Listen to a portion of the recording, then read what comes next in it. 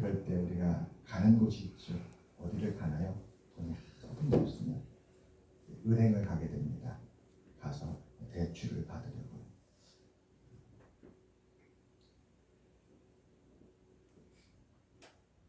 그것이 그의 최후의 방법이었다고 합니다.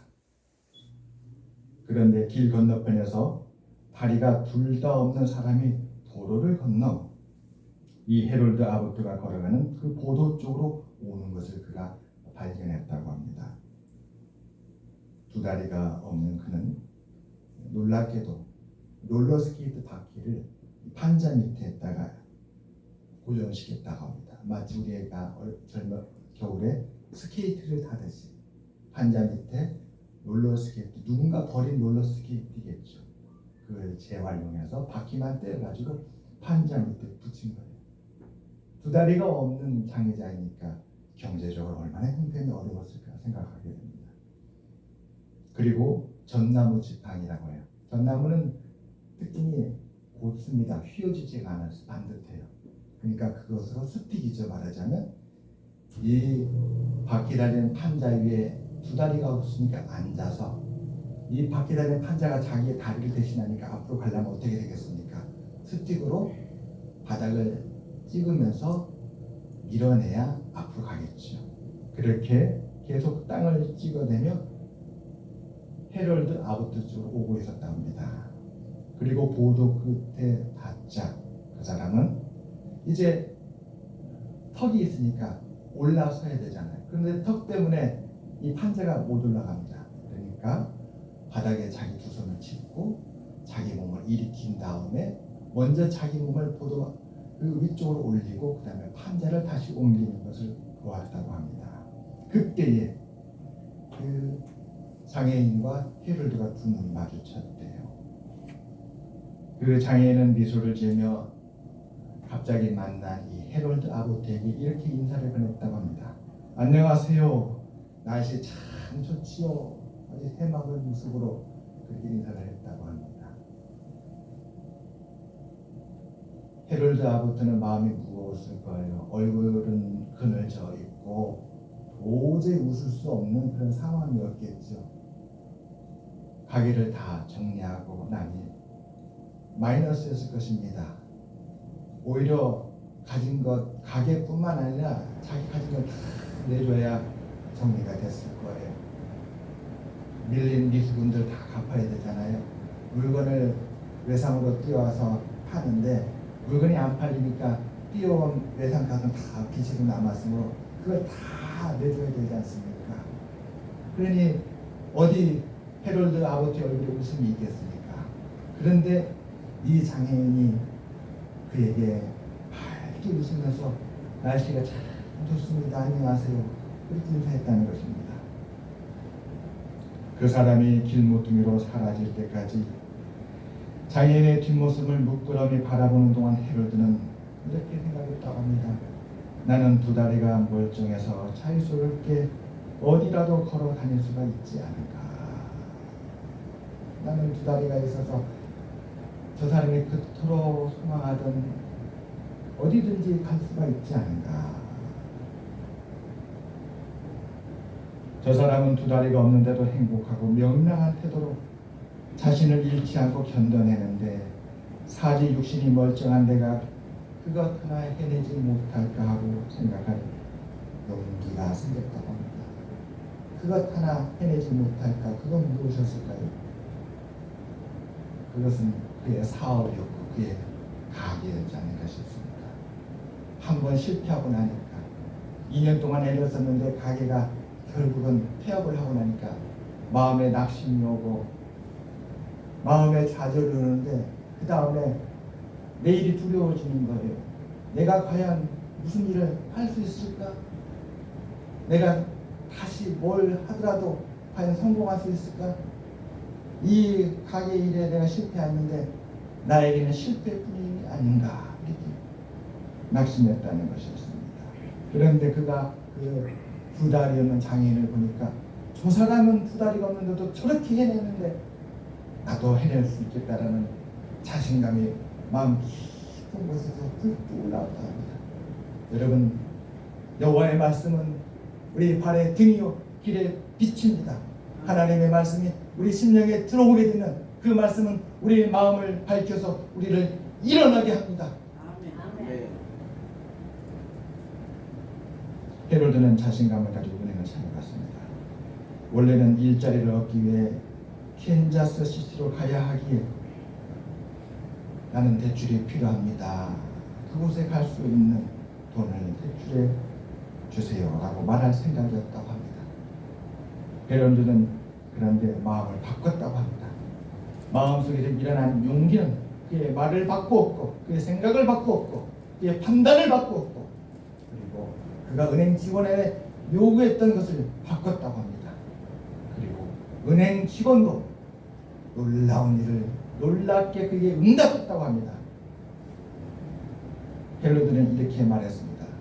저는 직장을 구했습니다. 그 직장은 너무나도 좋은 직장입니다. 그 직장의 수입이 어마어마합니다. 저의 능력을 인정해 주었습니다. 그런데 제가 그곳에 갈 돈이 없습니다. 그곳에 집을 장만하고 거기에 거주할 돈이 없습니다. 직장은 너무나도 부러운 직장을 얻었는데 제가 그곳에 거주하며 직장에 다닐 그런 여건들을 얻기 위한 돈이 필요합니다. 이렇게 자신감 넘치게 말했다고 합니다. 그러자 은행 직원은 그의 말을 듣고 신뢰하면서 기꺼이 선뜻 $200를 대출해 주었다고 합니다. 헤로드는 그 돈으로 캔자스 시티로 가서 취직을 할 수 있었으며 7년간에 걸쳐 모든 빚을 다 청산했다고 합니다.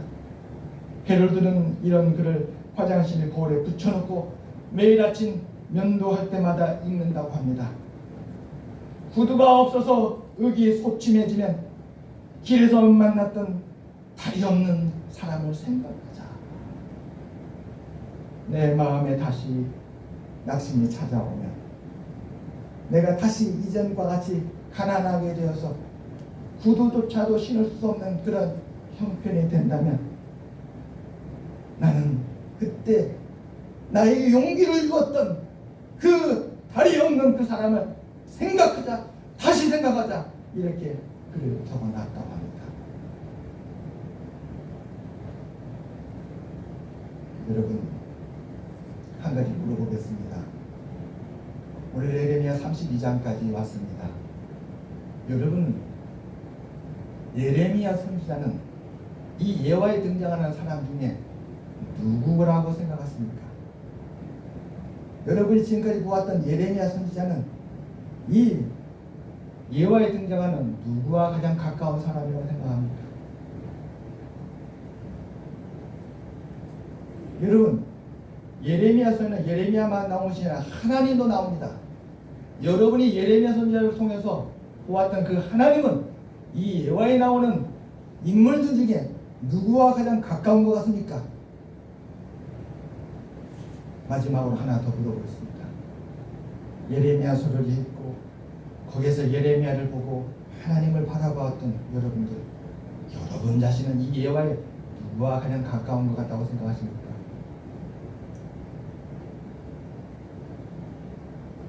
저는 예레미야에게 용기를 주었던 하나님, 그 하나님을 생각하니까 하나님은 이 예화에 다리 없는 그 사람으로 보입니다. 여러분, 제가 볼 때 예레미야는 낙심했었습니다. 저 행악하는 자들에게 어떻게 제가 말씀을 전할 수 있습니까? 그들은 나를 희위대 뜰 안에 가두었습니다. 그들은 하나님의 말씀을 외면했습니다. 바벨론의 포로 생활이 하나님은 분명히 70년이라고 했는데 그들은 2년이라고 말하고 있습니다. 사람들은 2년을 원하지 70년을 원하지 않습니다. 그래서 수많은 사람들은 제가 전하는 하나님의 말씀을 오히려 거절하고 귀를 닫고 저를 모욕하고 비판합니다. 그래서 하나님, 저는 힘듭니다. 저는 어떻게 해야 됩니까? 제가 볼 때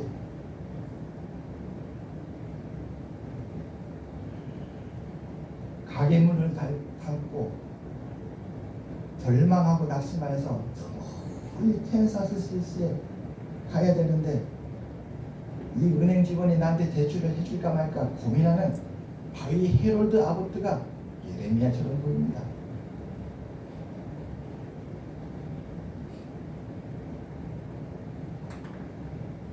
오늘 하나님은 예레미야를 통하여 역사에 기록하셨던 그 말씀, 역사를 통해서 우리가 기억하게 만드셨던 그 말씀, 그 말씀을 오늘 우리들도 이 헤롯 아보트가 거울에다 쓰놓고 구두가 없어 의기소침해지면 내가 그 오래전에 나에게 용기를 줬던 그 두 다리 없는 그 사람을 내가 생각하자 했던 것처럼 하나님은 오늘도 우리에게 이 말씀을 주신 것 같습니다.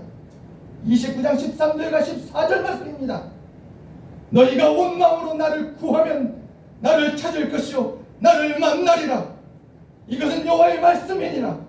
나는 너희들을 만날 것이며 너희를 포로된 중에서 다시 돌아오게 하되 내가 쫓아보냈던 나라들과 모든 곳에서 모아 사로잡혀 떠났던 그곳으로 돌아오게 하리라. 이것이 여호와의 말씀이니라. 어떻습니까? 좀 비슷합니까?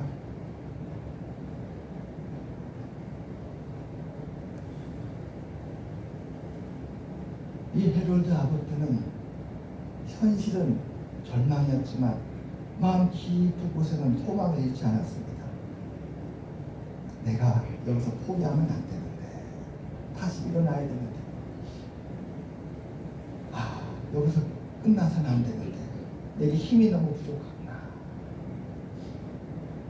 은행 대출 직원이 경영에 실패한 나를 뭘 믿고 내게 은행 대출을 줄까? 가면 내가 간절히 그 바지끈이라도 붙잡아야겠다. 소망이 있으면서도 두려워하고 앞으로 가고 싶으면서도 주저앉고 두 가지 마음이 그의 마음속에 노동치지 않았을까 싶습니다. 그런데 놀라운 하나님은 그 마음 깊은 곳에는 한 가닥 촛불 같은 그 작은 믿음의 불씨를 보신다는 것입니다. 하나님이 이 사람 앞에 가고 싶은데 두 다리 없는 사람을 통하여서 그에게 말씀하신 것이라고 보입니다. 보아라, 나는 너에게 용기를 주고 싶고 너를 다시 일으켜주고 싶고 너는 얼마나 소중한지 너에게 전해주고 싶은데 어떻게 해야 될까? 그래, 이 두 다리 없는 이 사람을 통해서 비록 다리는 없지만 그 해같이 빛나는 그의 얼굴, 비록 다리는 없지만 마음속에 전혀 낙심하지 않냐고 오늘 또 하루하루 여러분 바퀴 달린 판자 위에 앉아서 저 잣나무로 스틱을 찍으면서 갈 때에 도대체 그 빠르기가 도대체 얼마나 될까요? 거북이 걸음 정도 되지 않을까요? 거기다가 평지면 가지만 턱이 우리 교회 출입구에 있는 그 턱만큼 그것도 너무 높아요. 사실은 한 2, 3cm만 턱이 돼도 그 바퀴가 올라가지 못합니다. 왜냐하면 그가 앉아서 힘을 쓰는데 다리를 쓰지 못하는데 무슨 힘이 있겠어요? 우리 신체에 가장 힘이 있을 땐 근육이 가장 많은 데가 허벅지입니다. 이 허벅지에 힘을 못 쓰는데 어떻게 올라갈 수 있겠어요? 그런데 그의 마음은 한없이 긍정적이고 밝았다는 것이었습니다. 사실 장애자 중에는 더 낙심한 사람이 얼마나 많은지 몰라요. 하나님이 그 모습으로 나타난 것처럼 보입니다. 그래서 제가 예레미야 말씀을 다시 한번 찾아봤습니다. 하나님은 예레미야에게 용기의 말씀을 어떻게 주셨는가? 예레미야에서는 하나님께서 행악자들을 향한 심판의 말씀도 있습니다. 저들을 내가 저주하겠다. 저들 내가 진멸하겠다. 불순종 안에서 돌아오지 않는 저들, 내가 저들 이방인의 손을 통해서 그 불같은 방망이로 다 멸하겠다. 그들이 뿌린 대로 내가 다 거두게 하겠다. 하나님께서 심판의 말씀을 하십니다. 그들은 어찌하여 제게 조상들이 귀를 닫고 우상을 섬기며 하나님 앞에 목이 고달프고 좀 지금도 그럽니다. 그러나 사랑하는 예레미야를 위해서는 용기의 말씀을 많이 많이 주셨습니다. 1장 5절입니다. 내가 너를 모태에 짓기 전에 너를 알았고 네가 배에서 나오기 전에 너를 선별하였고 너를 여러 나라의 선지자로 삼았노라. 2장 2절입니다. 내가 너를 위하여 내 청년 때의 인애와 내 신혼 때의 사랑을 기억하노니 곧 씨 뿌리지 못하는 땅 그 광야에서 너가 나를 따랐습니다. 16장 14절 15절입니다. 다시는 이스라엘 자손을 애굽 땅에서 인도하여 내신 여호와께서 살아계심을 두고 맹세하지 아니하고 이제는 새 역사와 새 날을 앞에 두고 이스라엘 자손을 북방 땅과 그 쫓겨났던 모든 나라에서 인도하여 내신 여호와의 살아계심을 두고 맹세하리라. 내가 그들의 조상들에게 준 그들의 땅으로 다시 인도하여 드리리라. 23장 7절과 8절입니다. 그들이 다시는 이스라엘 자손을 애굽 땅에서 인도해 내신 여호와의 사시로 맹세하지 아니하고, 그것은 예전의 방법이고 예전의 조상들이 맹세했던 거고, 이제는 하나님이 이루실 새날 새 역사를 통해서 이스라엘 자손을 북쪽 땅 그 모든 쫓겨났던 나라에서 인도하여 내신 지금의 여호와의 사심으로 맹세할 것이며 그들이 자기 땅에 살리라 하십니다.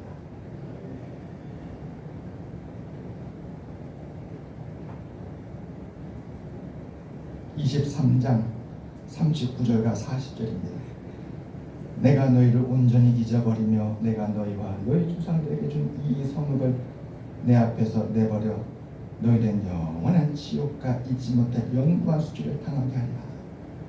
악한 자들에게 주시는 말씀입니다. 제가 마지막으로 찾아온 것은 31장입니다. 31장 32절 33절에 하나님 새 언약을 이렇게 세우십니다. 보라, 날이 이르리니 내가 이스라엘 집과 유다 집에 새 언약을 맺으리라. 이 언약은 내가 그들의 조상들의 손을 잡고 애굽 땅에서 인도하리라는 날에 맺은 것과 같이 아니할 것은 내가 그들의 남편이 되어서도 그들이 내 언약을 깨뜨렸습니다. 여호와의 말씀이니라. 그러나 그날 후에 내가 이스라엘 집과 맺을 언약은 이러하니 곧 내가 나의 법을 그들의 속에 두며 그들의 마음에 기록하여 나는 그들의 하나님이 되고 그들은 내 백성이 될 것이라. 여호와의 말씀입니다. 여러분, 우리는 하나님의 백성이 되겠습니다. 여러분, 하나님은 우리 마음에 하나님의 언약의 말씀을 새기시를 원합니다. 하나님은 우리로 하여금 하나님의 구원하시는 그 은혜의 삶을 살게 되기를 원하십니다.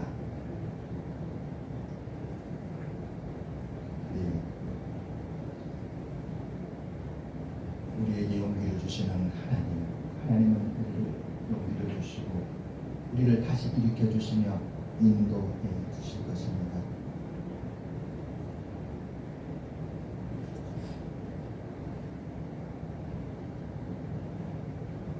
하나님 앞에 감사를 드립니다.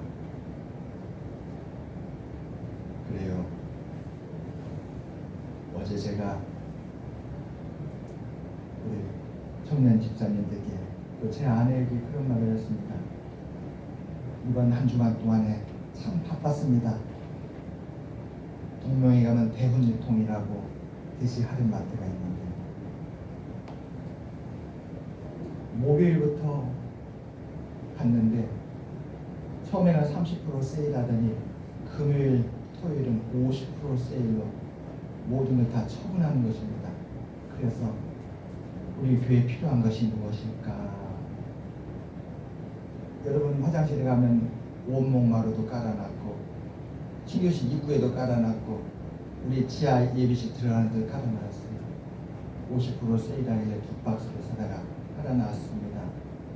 발 물에 젖지 않고 또 신발도 벗고 편하게 신을 수 있도록 이게 필요하구나. 그러면서 내가 청년 집사님들의 그런 말을 했습니다. 나는 가끔씩 고민할 때도 있다. 지난 시간 내가 시간을 헛되게 보낸 것인가, 나의 수고가 헛되었던 건 아닌가, 이렇게 고민할 때가 있는데 오늘 한 가지는 분명하게 마음이 큰 위로를 받았다.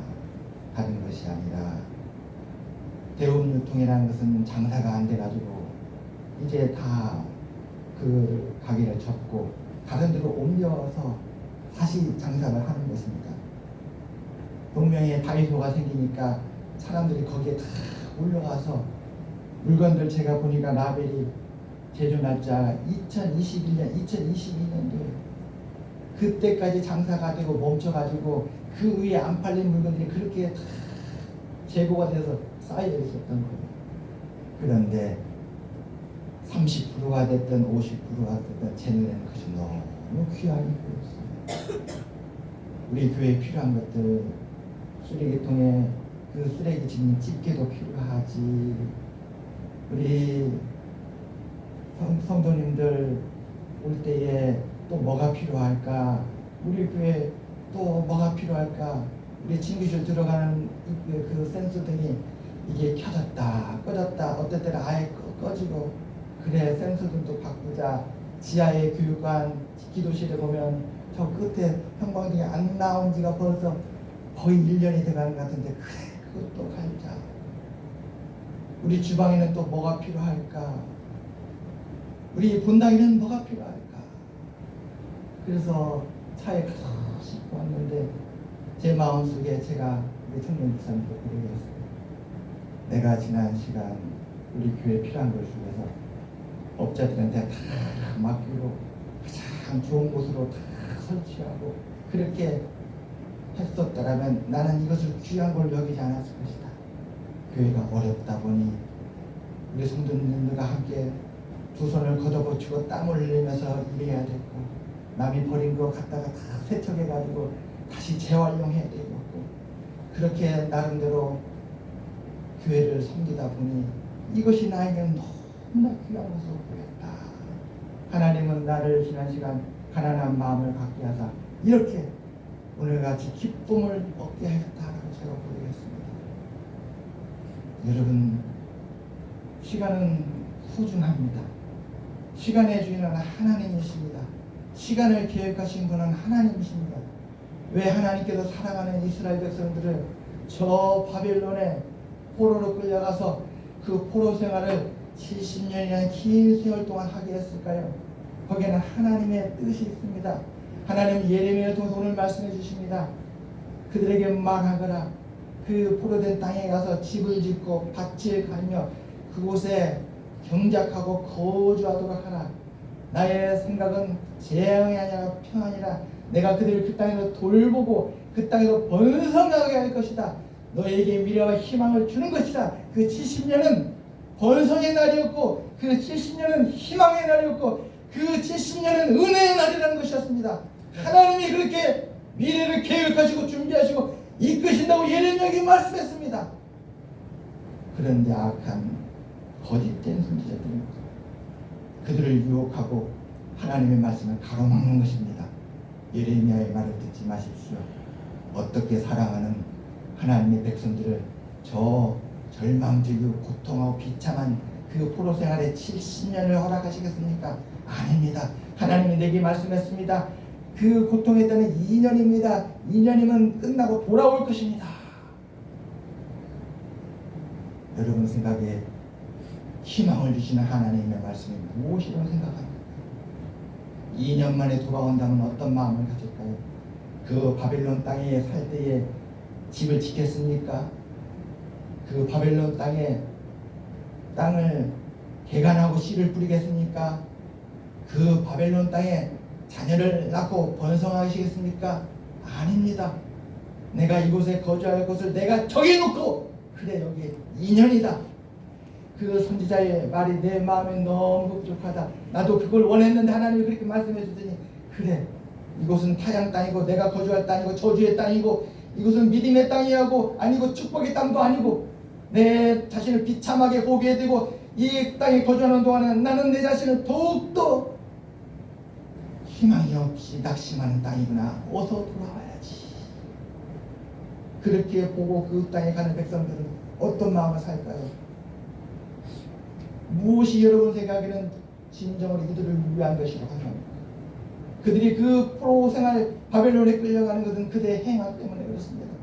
우상을 섬기고 하나님을 멀리하고 하나님의 선지자들을 비판하고 하나님의 뜻을 불순종하고 경건하지 아니하고 하나님을 경외하지 않았던 그 사람들, 애국과 손을 잡고 바벨론을 대적하면서 목이 곱고 교만하고 자만하였던 그들, 하나님은 그들을 그럼에도 사랑하여서 저 70년의 세월을 통해서 그들을 변화시키려는 것이었습니다.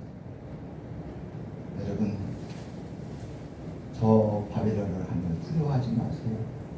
포로의 땅이지만 하나님이 여러분들을 비참한 종으로 내버려두지 않습니다.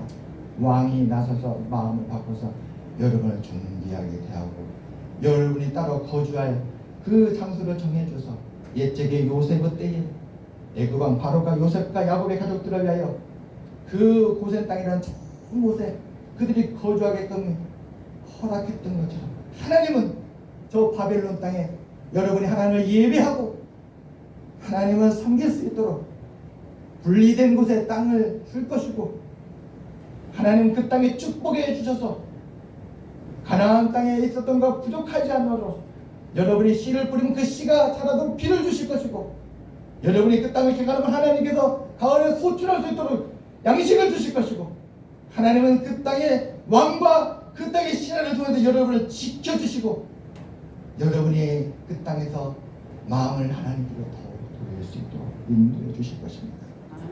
자녀를 낳게 해주시고 그 자녀가 성장하도록 지켜주시고 그 자녀가 결혼하여서 또 자녀를 낳을수록 여러분 70년이면 손자까지 볼 수 있는 시간 아니겠습니까? 하나님께서 그들을 그렇게 돌보시고 지키시고 번성하게 할 것이므로 그 땅에 편하게 거주하라는 것입니다. 그리고 한 가지 더 있습니다. 바벨론 땅에서 하나님을 증거하십시오. 바벨론 땅에서 하나님의 살아계심을 나타내십시오. 다니엘이 그랬던 것처럼 느부갓네살 왕이 다니엘을 말미암아서 지극히 높으신 하나님을 영광으로 찬양했던 것처럼 여러분 그 이방의 땅에서 하나님을 섬기고 예배함으로 살아계신 하나님을 그 이방 땅에 증거하고 전하시길 바랍니다. 여러분들은 번성하여 돌아와서 이 땅에 새 역사를 이루십시오. 우상을 다 척결하고 하나님만을 존귀하게 세우고 여호와만을 상호하고 섬기는 거룩한 이스라엘이 되는 그 날을 소망하면서 낙심하지 말고 가시기를 바랍니다. 이것이 하나님께서 예레미야를 통해서 주신 예언의 말씀이었습니다. 사랑하는 여러분, 그 하나님은 오늘 우리 하나님인 줄 믿습니다. 그래요. 예배 전에 기도하며 또 올라와서 기도하는데 마음에 큰 마음을 줬어요. 세상은 다윗이 그 거대한 골리앗을 쓰러뜨린 그 기적과 그 권능의 마음을 맞춥니다. 그런데 놀라운 것은 하나님을 신뢰하기 때문에 두려워하지 않은 마음이 그 다윗에 있구나. 다윗은 골리앗이 한 번에 쓰러지지 않았다도 낙심하지 않고 두 번째 돌을 던졌을 것입니다. 두 번째 돌로도 그 골리앗을 쓰러지지 못하면 이 다윗은 주저앉고 낙심하고 도망가서 불행당을 지는 것이 아니라 하나님 앞에 다시 기도했을 것입니다. 그리고 세 번째 돌을 힘껏 던졌을 것입니다. 그가 사울에게 그랬잖아요. 왕이면 사자와 곰이 이 양떼에서 어린 양을 골라서 물고 빼앗아 가면 제가 뒤쫓아가는데 이 사자와 곰이 어느 순간에 저를 향해 뒤돌아서 으르렁거릴 때가 있습니다. 그러면 제가 그 사자와 곰의 수염을 잡고 이 막대기로 사자와 곰을 때리고 찔렀습니다. 저는 그 사자와 곰과 혈투를 했습니다. 한 번에 안 죽더라고요. 한 번에 안 쓰러지더라고요. 저도 많은 상처가 났습니다. 그런데 하나님께 기도했습니다. 하나님, 저 어린 양을 지킬 수 있도록 건질 수 있도록 제게 힘을 주시옵소서. 그럴 때 그 싸움의 마지막은 저의 승리가 되었습니다. 사울은 감동했죠. 아무도 용기를 내지 못하는데 이 어린 손이 용기를 내니까 온 백성 앞에서 그 용기를 보고 싶었을 것입니다. 사랑하는 여러분, 하나님은 예레미야의 용기를 주었던 것처럼 우리의 용기를 주십니다. 하나님은 예레미야를 다 일으키셨고 우리를 일으켜 주십니다. 우리를 사랑하시고 우리를 붙드시고 인도하시고 그 하나님을 다시 붙들고 다시 하나님을 믿고 하나님을 향하여 나가는 우리 모두가 되시기를 주님의 이름으로 축원합니다. 아멘. 싸울 나를 위하여 마병을 예비하거니와 이김은 여호와께 있느니라. 모든 것은 하나님께 있는 줄 믿습니다. 다시 하시기 바랍니다.